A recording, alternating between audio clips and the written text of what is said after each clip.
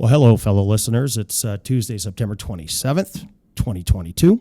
And it's a lovely Tuesday where we've just endured, at least in the GTA area, 24 to 48 hours of nonstop rain. I mean, it pales in comparison to our fellow Canadians out east when they've just endured Fiona, and our thoughts and well wishes go out to them, including, for instance, my daughter. She's in Wolfville, Nova Scotia, and she was somewhat in the heart of it. She's fine, and everyone else that we know out there are doing well. But for other reasons, it doesn't feel too good either. We stand here today, and to be frank, this is probably the fifth worst year on the S&P 500, at least on a year-to-day basis in the history of the market. And look, the numbers are what they are. The TSX year-to-date is down 13%. And that's actually one of the better performing market environments in the world. The Dow's down 19, the S&P 500 down 22.5, the Nasdaq's down some 30%. Globally, stocks in general are down about 24%. And our typical safe haven where, you basically run to hide in this kind of environment, which would be Canadian bonds, well, the Canadian bond universe is down some 15% year to date as well. So, there's a lot going on out there. And we're going to talk about it. And we're going to look at what we need to, what we need to do in this environment and really what we should be prepared for in the coming weeks. And we're going to talk about that next.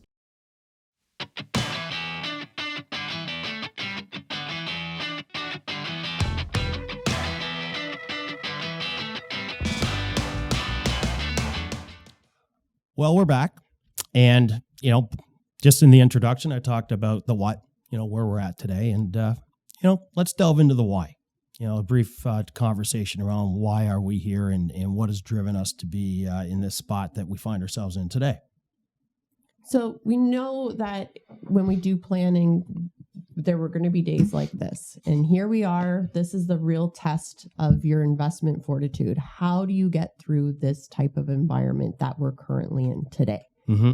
This is tough. It's not easy. This is a real test for investors because there's a lot of stuff going on right now. Well, and a lot of it's purposeful. Rates are increasing at a rapid rate that, frankly, we haven't seen since probably the late 80s to the early 90s. And, the economy globally is being purposely put into more of a recessionary mode. They're purposely slowing the economy. And in fact, central banks have virtually admitted, they haven't come out and formally said it, but they've admitted that they're, from a policy standpoint, they probably reacted too slowly. Yeah, we're behind. To the fiscal response and the monetary response to the economic issues that were posed by COVID. And they're not going to stop. And because, from a central bank tenant, whether it be the Fed or the Bank of Canada or the Bank of England, inflation is something that for years and years and years they've targeted. And it's out of their band of acceptable range. And they're going to do everything they can to bring it back. And that really represents, from a policy standpoint, I dare say, a virtual assault on asset prices. And that's happening right now. And when does it end? How does it end? Well, it's going to take time. I don't think this is going to be an easy solution. Obviously, when they raise rates, there's a pause to see what happens on the next set of data. Again, they raise, we pause, see how the next set of data. So it's going to take some time. So I don't think we're getting out of this quickly. So what are we going to do about it? So we have to live with it. It's not going to be fun. But what are some of the things that we can do to move through it? And I think what compounds where we sit today, again, September 27th, and, we're in a bit of a weather doldrum. It doesn't feel great. But the other thing, too, is what, many people probably do know, but some may not, is September, when you look at globally equity market returns, September is the worst month of the calendar year. October gets all the accolades because some big enormous events, like, for instance, the market crash of 87 and so forth, have taken precedence in October. But really, when you look over time, September is the worst month. But however, and that's where the lows in any given year are typically established. But October definitely confirms it because October is the second worst month. So we have this cacophony of economic headwinds that are being purposely put forward. This is not something that is undeliberate. This is a deliberate slowing of the economy. Make no mistake about it. But then you also have seasonality working against this as well, and that's a problem. That's difficult. Yeah. And I think, Amy, to your point, man, it doesn't feel good. I mean, I was looking at basically an investor emotion cycle which has been basically tested over time, for many, many years. And it talks about, how people feel as the market ebbs and flows, as it over the long run trends higher. It doesn't trend higher all the time, but over time it trends higher. But there's different emotions that people feel. Mm-hmm. Like, for instance, when the markets are at all-time highs and the economy is doing very well, we all feel somewhat euphoric. Mm-hmm. When things are really, really bad, and I remember this being the case in hindsight, probably around February, March 2009, there's a despondency that occurs as well, where people are like, "The hell with it! It's never going to change. Mm-hmm. Companies will never make money. Investing in stocks is a worthless endeavor. No point even doing it." Which year was that? You said 2009. Oh, that was in 2009. Okay. Yeah, and it's funny. I mentioned October getting all the glamour of having like just as disruptive market events. That's when really the financial crisis of 2008 occurred. It began kind of the end of September and into October, and then things really went to heck in a handbasket very, very quickly. Very different environment than what we find here. Mm-hmm. In 2008, there was a lack of liquidity, a severe lack of liquidity in the economy, where basically firms were not lending to each other, banks were not lending to firms. And at the end of the day, picture the oil of an economic engine just being pulled out of the system. The economy faced a real risk of seizing, literally. Mm-hmm. And that's why TARP occurred, and they were basically going to push billions of dollars into the economy to basically reliquidate it and get it moving forward again. This is different. This is where there's too much money. Governments all over the world, in response to a policy action to COVID, they pumped an enormous amount of liquidity into the economy. And that was married with central banks lowering rates to virtually zero globally. Right. And at the end of the day, when you have an enormous push forward of fiscal stimulus, low interest rates, and there's only so many assets to go around. We have a finite amount of assets in the world that serve to basically inflate assets. Everything from real estate to stocks to bonds, everything went higher over the last year and a half to 2 years in what will probably look like in hindsight an unsustainable way. Mm-hmm. And that's where we find ourselves today. The banks are reacting accordingly, and they are steadfast in doing it. That's the messaging they're sending out. Mm-hmm. Well, I'm reading a book on the psychology of money by Morgan Housel. So he is a venture capitalist, author, really great book. And I read this the other day, and this stood out because clients are saying, well, where do we go? You just went through at the beginning of this, everything's down, really, with maybe pockets of energy is up. Well, they're not looking so they've had a tough few weeks too. This particular date either. So what are you supposed to do? And so if you kind of go back to one of our secrets where we talked about compounding, it says if you understand the math behind compounding, you realize the most important question is not how can I earn the highest return? It's what is the best returns I can sustain for the longest period of time. Yeah, there's a great difference between the two. So, and we're going to share a graph with the magic of editing here. We'll be able to share this, but I'll describe it well here too. We're showing a graph of two different securities. Many people will be familiar with Kathy Woods, her ARC Innovation Funds. Got really, it was all about the latest and greatest technology. In the headlines everywhere, in the financial news everywhere. Everybody was talking about this. Our clients were talking about it. We had lots of conversation around it. And if you look at the return, very high returns. Very high returns. Coming out of COVID, a lot of money went into the tech sector, and it did phenomenally well. Now, if you look at the other line on this graph, it's Berkshire Hathaway. And we talk a lot about Warren Buffett. It's owning quality, being consistent, and the compounding. Now, the graph doesn't look nearly as exciting, but it's the steady and stable wins the race. It's the old tortoise and the hare fable, right? Mm-hmm. And you can see that innovation fund highest returns, but not sustainable, versus a basket of diversified, good, solid businesses will stand the test of time. Very hard for us to think about when we're in this environment currently. Another way to show this is another slide that we came across and we're just going to show, we're not going to tell you what it is. We just want you to look at the graph. And on the left-hand side, you're going to see this very, up and down squiggly, type of line. And on the right-hand side, you're going to see this much more smooth, increasing line. And the question is, which investment would you pick? Which one? Which one would you rather be invested in? I'm going to get this wrong. No, I do know which one I would pick. It's a trick question. It's the same investment. All we're doing on the left is we're plotting the daily price returns. So it's daily, the lights are flashing. We're all feeling that volatility right now. Yeah. Versus on the right, we're showing the return on an annual basis. So again, taking the long view, we hear it all the time. But what we're seeing right now in the markets, all the volatility, is everybody's trying to predict what's going to happen in the next 6 months. Yes. And we don't know. We can all come up with theories and ideas, but reality is we don't know. Well, the reason for that, and this is the long run issue too with investing. Yes, we all know, and everyone knows that over time, your assets will appreciate. And one of the greatest compounding mechanisms in the world, even though it doesn't feel like it right now, is the S&P 500. Yep. Right? But Charlie Munger famously said, after Warren Buffett called it the greatest compounding mechanism in the world, yes, Warren, you're absolutely right, but who's going to have the ability emotionally to stay with it through that long period of time? Because, I mentioned the emotional cycle too. Where when you're euphoric, I mean, we've seen this in our career. When the market's at all-time highs, people are throwing money at us, and frankly, we're like, we turn people away. Those of you that we've had this conversation with would know that. Today, on the other hand, I was putting money to work from a client who sent in money. It was a laundry list of things that I'm very comfortable buying. Now, we're obviously dollar cost averaging in and so forth, but I felt comfortable buying every single company that we took a position in. Because right now, versus let's say a year ago when there was probably a thrill, a euphoria, now we're more like panic and capitulation, and we're approaching a despondency. And a despondency is like, it'll never turn. It's never going to get better.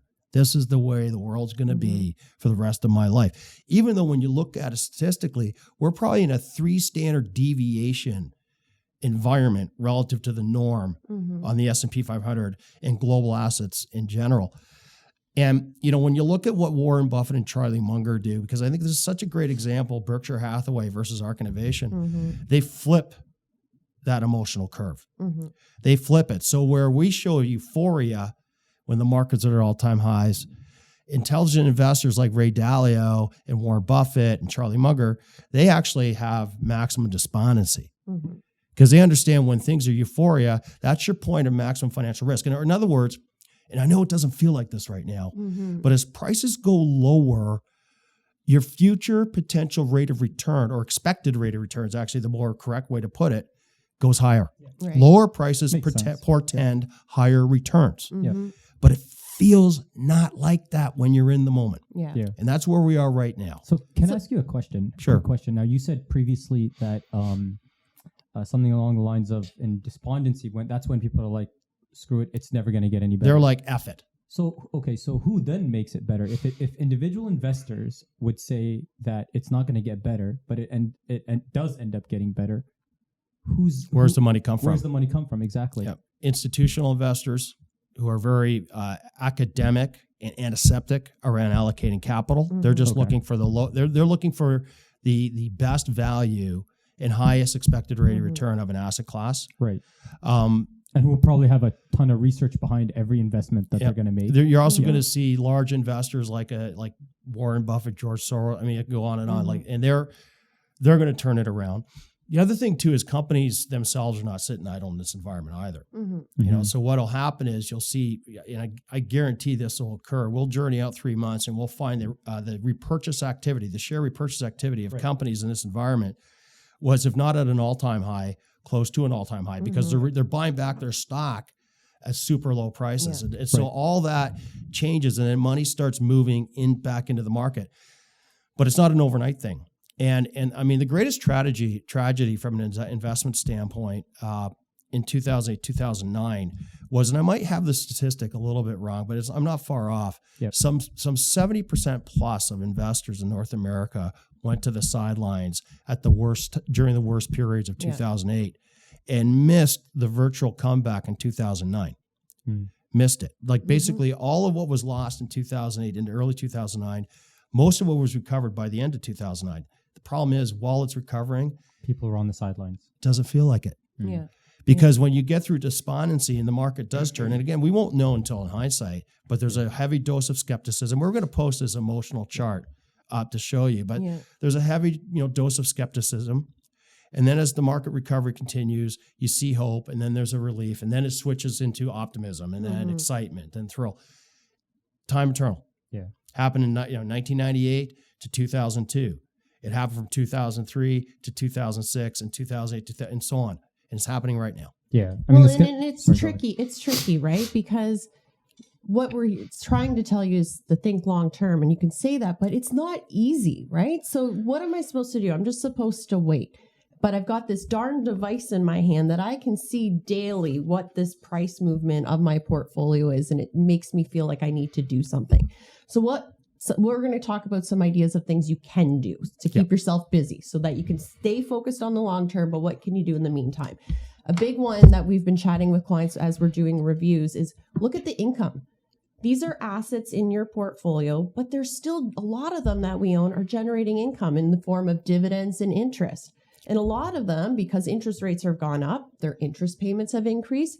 There's been a number of companies who have raised their dividend, so your dividend payments have gone up. And intend to continue doing so, too. Exactly. Yep. So it's looking at these as assets, but they're still producing and they're still being productive, and you have money coming into the portfolio when times are low.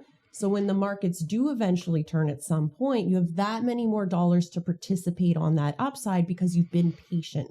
So looking at that, as opposed to just looking at the daily price movement, look at the income and see how that's increased over time. Can sometimes give you a little better sense of what's going on. And I think, again, if you have new money to invest, if you're thinking, okay, is this a good time or a bad time to invest? Well, look at the income you're generating on the investments you're buying now. Like, I'll give you an example. I'm just going to pick Bank of Nova Scotia. I mean, I could pick BCE or Manulife or TEL. I could pick pretty much any company that's a dividend payer on the Canadian Stock Exchange. Bank of Nova Scotia right now is priced as such where it's yielding over 6% a year. Now, if you own that in a taxable account, you get what is called a dividend tax credit. Mm-hmm. Okay, CRA actually treats that more tax efficiently than if you just bought a GIC and got interest. Mm-hmm. So when you factor in the tax efficiency of a qualified Canadian dividend, that's like getting a 9% interest equivalent on a company that's going to stand the test of time. They may not be doing all that great right now. I think actually that'll prove not to be true, by the way. But let's say they're not.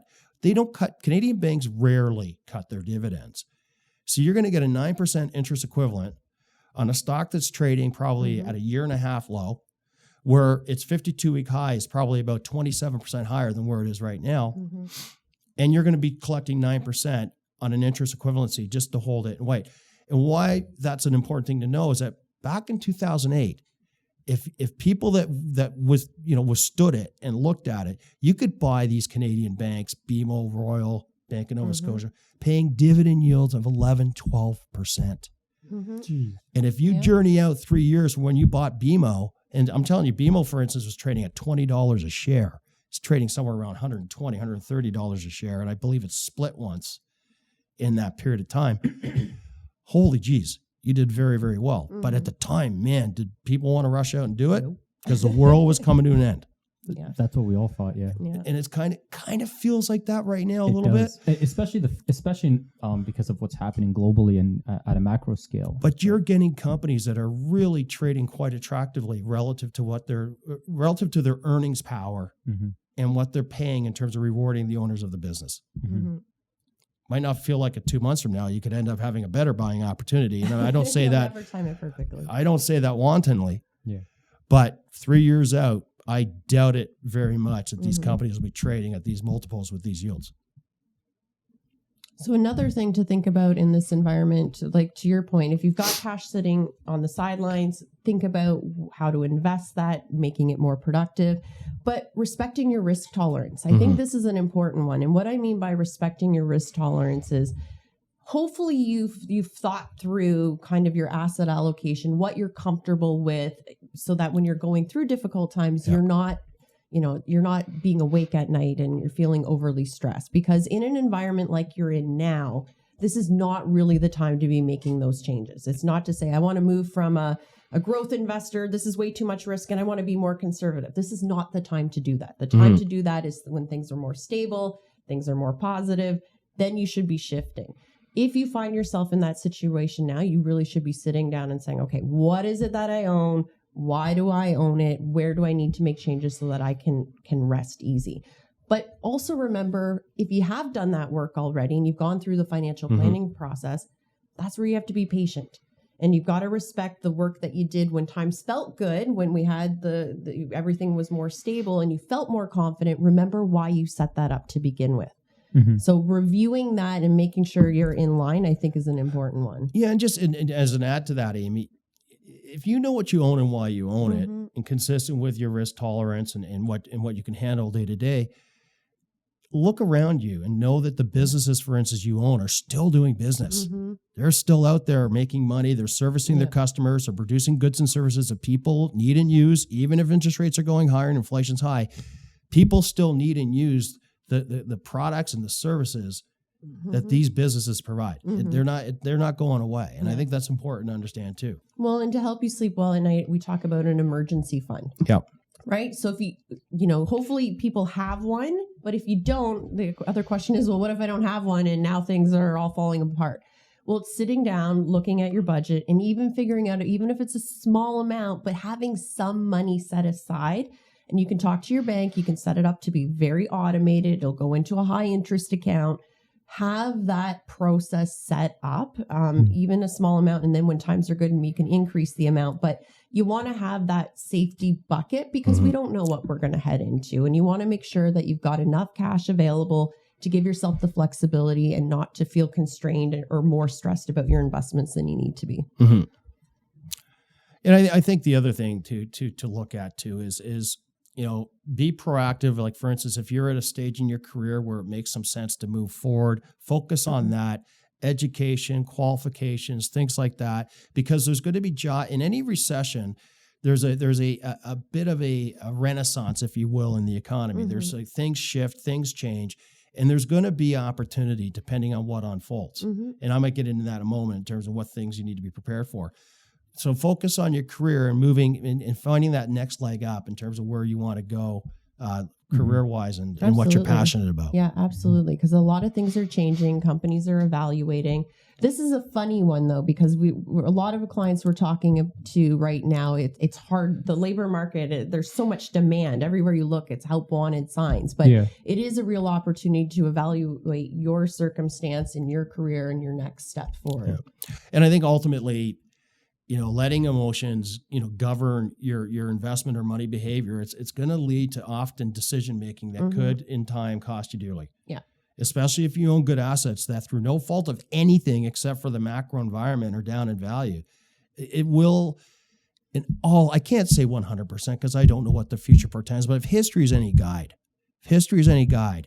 in every case where this kind of environment has basically shown itself to be, in each case, asset prices return to their all-time level before and even higher. They find new highs over time. Yeah. As long as you're not speculating. Well, we said this before. It's the belief in human ingenuity, right? We'll figure stuff out. It takes time. My goodness, if we could, I don't know if you guys saw that little asteroid. If we can find this tiny little asteroid the size of a pyramid and we can throw a shuttle that's the size of a refrigerator and blow it apart, I'm pretty sure we're going to figure our way out of this. Analogy. Well, it's crazy how they were into the vast space. Yeah. We can figure that out as humans. We will figure out this challenge. We will get through it, and then we'll be on to the next. It's like shooting a needle into the sky and targeting a raindrop in a rainstorm. That's literally the scope of the challenge in doing that, and they were successful in hitting it. The other thing too is that it will turn. Now, we don't know when. And so these are some things you need to be prepared for because it's likely going to get better before it gets worse. So first thing is... It's likely going to get worse before it gets better. Oh, sorry, worse. Yeah. No, sorry. I hope it gets better before it gets worse, but it may get worse before it gets better. So the first thing is be ready for harsh speak from the central banks and then the corresponding reaction from the media. They're not messing around verbally, at least for now. Down the road. Now, listen, if they are successful in slowing down the economy in 2023, what you could see is an actual reversal of interest rates back to a more accommodative stance. But that's down the road. That isn't now. So you're going to hear Tiff Macklem, Bank of Canada, Powell with the Fed, Bank of England. They're still more hawkish. It's going to be hawkish because they're signaling to everybody, be ready for this. We're not backing down at this point. from inflation. The other thing too is we're heading into the earnings season, basically the Q4 earnings season in Canada, the United States, and around the world. Be ready for a tough headline for this earnings season. And here's why. Companies have been doing very, very well this year. They have been relative to expectations. They've been doing very well. If you look at earnings results on the TSX or the S&P 500, they've been slightly better on a earnings per share basis than historical norms. And on a revenue basis, they've been average to just slightly above average. So there haven't been a real rollover from an earnings standpoint. And companies have been guiding realistically, but they've been guiding for the most part saying, look, we're prepared to maneuver through this environment. And their share prices have not been rewarded for it. Like basically companies like Microsoft, JP Morgan, Emerson Electric, I can go on. They're down anywhere from 15 to 25%, even though the underlying quality of their businesses have not been really struck, at least not yet. Don't think, probably it'll turn out, probably not over time. But your share prices haven't been rewarded. If you're the CEO, you're going to sit there and say, okay, if we need to be more, because if I back it up a step, companies coming out of recession want to be leaner, meaner, more profitable, and more efficient. They use the recession as an opportunity to configure their business accordingly so that they're better coming out of a recession. Sometimes you have to make tough decisions, but you got to measure the tough, proper decisions in a company with the optics around it. So in other words, if you're a Canadian bank and you need to basically announce layoffs, you're not going to do it when your share price is at an all-time high. From a media perspective, you're going to be fish chum. But when your share prices are down, the economy looks scary and things are tough, you could probably get away with a headcount cut. Especially probably when other firms are also laid off. Right. You'll get lost in the CEOs. Right. So you're going to see earnings come out where they're going to, if there's bad news they need to put into their earnings release, they're going to put it in now because why not? They're not being rewarded for putting hiding in the closet. They're just going to throw it all in, get it out, rip the Band-Aid off. So to your point, they're ready to go with and things. drive on. Yeah. Okay. Now, the irony is in many cases when they do that, oftentimes the share price responds favorably. But be ready from a headline standpoint, the news is not going to be great. And the other thing to really be ready for, particularly over the next 4 to 6 weeks, it could last who knows how long, is volatility. Because the news feed's changing. There's a lot of global events that are impacting, geopolitical events, and we have a great MS Team Lives event coming up on Thursday, the 29th, with Angela Castoris. He's our chief geopolitical analyst at National Bank's Economics. He's going to be talking about the geopolitical forces that are affecting, our day-to-day lives as well. That's going to impact volatility as well. So be ready, be patient, call us for a sanity check. It's normal how you're feeling. And again, we'll post a lot of these visuals, but it's helpful to see and to be reviewing things and being patient. I don't know if you guys wanted to make people feel better, but you certainly made me feel worse about everything you guys are. Especially Sean here. Be ready. It does sound pretty scary, and I think what's coming could be pretty scary. But today is not forever. Yes. The way it is today is not the way it's going to be forever. Just like when everything's great, it's not going to be forever either. And when it improves, if you look at the graph, we're going to be skeptical. We're going to go, oh, there's probably going to be something else. And we'll all sit there and be skeptics as the market, trudges forward. So it's owning quality and understanding what you own and again, taking that long view. Well, I'm looking forward to that MS Teams live event on. I think it's going to be fantastic, and it provides some context in terms of what's happening now. Yeah. But there's going to be some interesting long-term trends that are going to be discussed as well that I think we all should take note of. Absolutely. All right. Thanks again. Till next time. Till next time, everybody. Thank you. Thank you.